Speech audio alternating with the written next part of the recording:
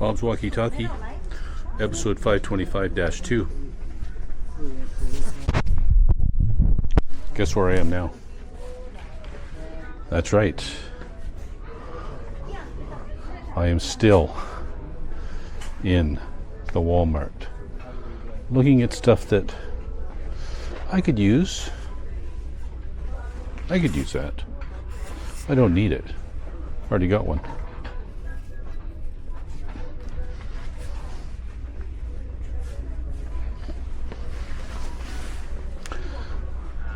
All right, we're going to start with this. Relaxation often gets confused with laziness. I'm here to point out that there's a big difference between being lazy and being relaxed. I've learned a lot in retirement, and that's one of the things I've learned. When you're working, you always want to be busy. You always want to appear busy. You always want to be productive. Once you retire, that all goes out the window. You just want to be relaxed, not to be confused with laziness. Number 2, since I'm in Walmart, this is very apt.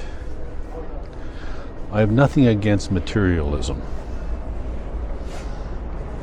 It's good to buy things and to enjoy things. My problem is with waste. It makes me crazy when I see a camper trailer parked in a driveway for 50 months of the year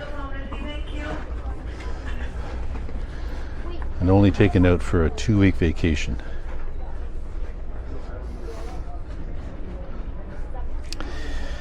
I mean, there are trailer homes that are parked in driveways that were purchased on credit. That is wasteful.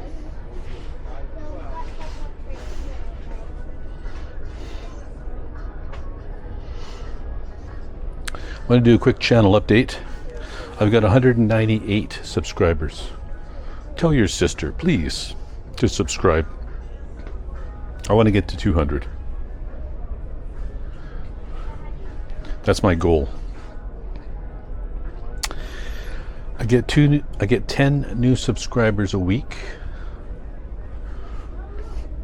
on average.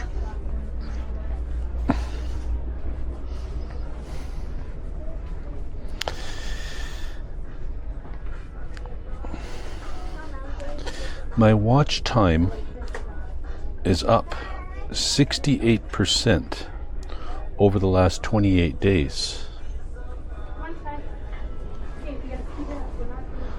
That's pretty good. I don't know what that means. Well, it means that more people are watching longer videos, I suppose. But this is where I really wanted. This is what I really wanted to talk about.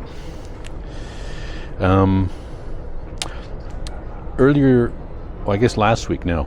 Last week, I started splitting, 16 or 20-minute videos in half. So I split a 16-minute video into 2 8-minute videos. And the result was that I get 30% more watch time, but only 17% more views. So by splitting the videos in 2, I get, let's round it up, 20% more watch time, but 30% more, sorry, I said that wrong. By splitting the videos in half, I get 20% more views, but 30% more watch time, which means not as many people watch all the videos, but they do watch. But it does mean I get more watch time. That's all it means. All right. And yesterday I was talking about rules and how they're enforced in Taiwan. Somebody does something wrong and suddenly we got a lot of new rules. And then after that I was watching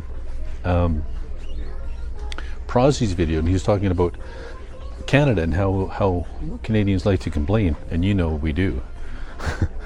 But in terms of enforcing neighborhood rules, he pointed out that there's a certain amount of social stigma or soft power or passive aggressive behavior that enforces rules for us in Canada.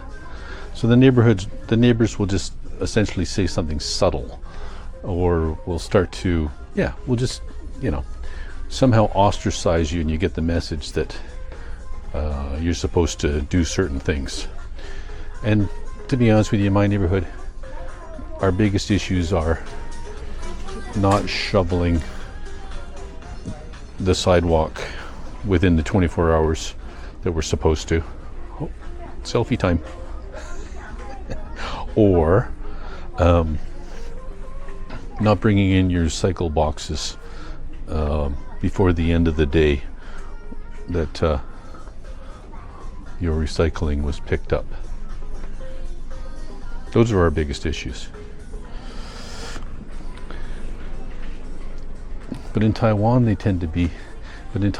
besides the rules that get enforced by new rules being published and essentially maybe enforced, I don't know.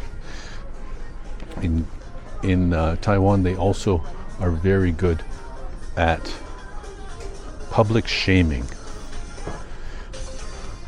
And I had one of my subscribers point this out to me about 2 months ago when I was talking about at the cafeteria near my building on the way to the breakfast place. There was a sign put up, and I Google translated it. There's a picture attached too, and essentially this old guy had come to the cafeteria, filled up his lunchbox, and then got on his scooter and drove away without paying. And they had a couple of pictures that were blurry that you couldn't make out really anything other than that he was an old guy. And that's what he did. And I translated it, and the message said, the police have been notified. And I'm sure the police are hot on the case, trying to capture this blurry old guy on a nondescript scooter, throwing the full weight of the force behind it. But really, the sign was all about a warning to others, like, hey, we have cameras and we will put up your photo. And that was the real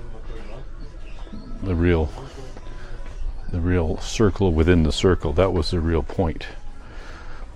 Either intentionally or unintentionally, that was the message that they were sending. Public shaming.